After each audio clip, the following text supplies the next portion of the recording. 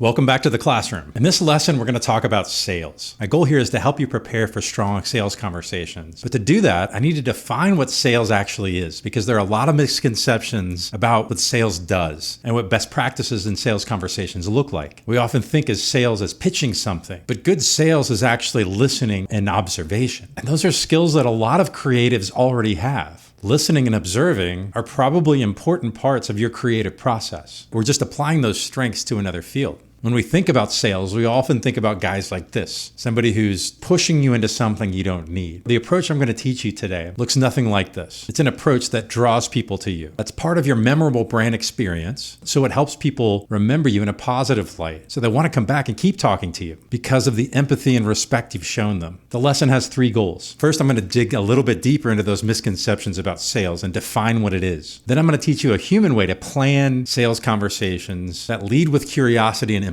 and make buyers feel better off for having talked to you. And then finally, I'll show you how to apply it in the Creative Build workspace. So what is sales? Sales is a conversation between 2 humans, and the characteristics of a good conversation apply directly to sales conversations too. Just like any conversation, good sales isn't selfish, it isn't pushy, and it isn't pitching anything. Instead, good sales is selfless. It recognizes that there are 2 people here as part of the conversation. It's inviting. It incentivizes people to want to go deeper. And good sales is learning with curiosity about the person in front of you and helping them selflessly, instead of pitching a thing they don't need. Above all, good sales conversations respect buyers' agency to make smart decisions for themselves. Respect and empathy matter in sales, especially if you want to build the kind of memorable brand experience that we spoke about in earlier lessons. So let's look at how you plan conversations like that. Every conversation that you're going to have with people you're selling to is unique. That means you can't script it out word for word. But like patterns that we see in buyer's story, you can plan for patterns in sales conversations. And that can help you prepare and feel more confident when you talk to people about your work. Sales conversations in general follow 6 stages, and these are directions for you to lead a sales conversation. First, you lead with curiosity. You want to understand who this person in front of you is, what they're looking for, what they need, and you listen for their response. Your goal is to understand them, to learn about them, not to get a word in yourself, not to talk about your work, not to try to sell anything. And while you're listening, you're looking for common ground, for experiences, for values, for mission, where the 2 of you can connect. And you might note those connection points to them. When the time is right, you introduce yourself. You tell your story as a creative, highlighting those connection points along the way. Then you don't sell, you invite. You connect what you do with a need that they've identified to you, that they've confided in you. And you do it gently, confidently, but without pushing anything. And you show respect by either closing the sale or releasing them, recognizing their agency to make a good decision on their own. So hopefully you can see how this kind of a conversation doesn't just take a lot of weight off of you to have to push and sell something directly to people. It's part of your brand experience. It shows empathy and respect. It leads with curiosity and listening. It ends by valuing the person in front of you over the sale. And more often than not, the sale will happen as a result of that approach. Like everything else at the Creative Build, a sales conversation is another place to experiment. So a test with sales conversations might look like this. Maybe your mission is something that you could talk about in sales conversations and you think it will inspire your buyers. So you run an experiment where during sales conversations, you mention it every time you talk to somebody before discussing your work. And your success signal, a higher success rate at closing sales. Now your observation might be a small increase in closed sales, 3%. And a 3% increase in closed sales is kind of unclear. That's not a very large increase. So in a situation like this, maybe you decide to continue testing it. You test it on a larger scale. So that's the approach for sales conversations. For a lot of creators, a somewhat natural approach, especially if you've done your preparation. And that's what Tool 5 of the Creative Build is designed to help you do. So let's look at it. This is Tool 5. You get here by clicking on the Tool 5 tile up here at the top. And you see some information here that helps you get into the mindset to use the tool, as well as some instructions here on the left. Now, this is what preparation looks like at the Creative Build. You're going to start by going back to Tool 1, and you're going to prepare your story. I mentioned that as step 4 in the sales conversation. And you can see that your 1-sentence summary of your spark, your drive, and your message show up here, pulled from Tool 1 if you've done that work. And what you're doing here is preparing your story for a couple different scenarios scenarios. One in which you have a lot of time to talk to a potential customer and one in which you don't have a lot of time. So I want you to develop 15-second and 60-second versions of your story here and write them down. Now, every time you come back to tool 5, this is what will show up, and you can adjust and change these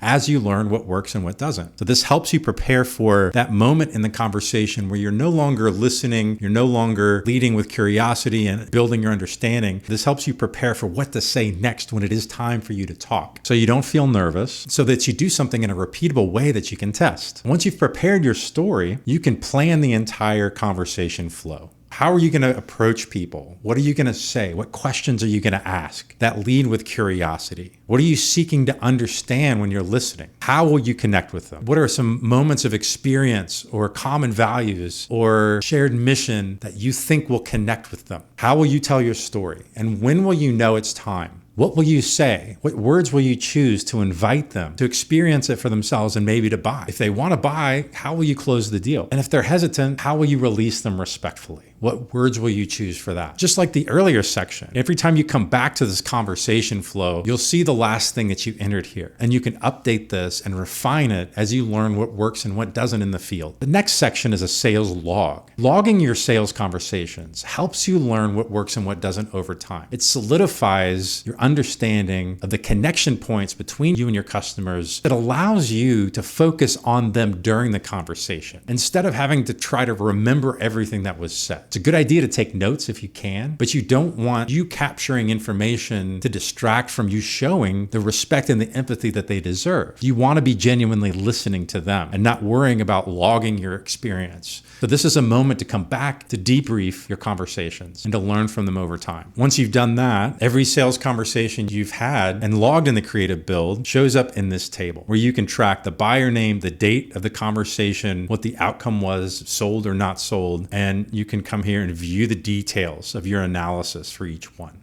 And you can even edit details if you need to, including next steps. So you can use this to actually plan and go back to next steps that you agreed on instead of having to remember everything. But this is also a really powerful place to come back to and celebrate and see progress in your success rates and how you've refined your conversations, how those conversations have gone over time. And then the last section, like every other tool, is the action card section. Once you've planned your sales conversation, you need to put that into action. You should develop an action card that goes automatically into your planning board. And the last thing to mention, like every other tool on the site, this is a moment to celebrate and share with your advisors, not just the work that you've done, but what you've learned along the way with sales conversations that you've logged. You can click the button at the bottom here. A message will be auto-generated based on what's on the page now, and you can adjust that and send whatever messages that you want to your advisors here. So hopefully you feel more confident about sales conversations, and you understand that sales isn't pushy, it isn't pitching, it isn't selfish, it's selfless,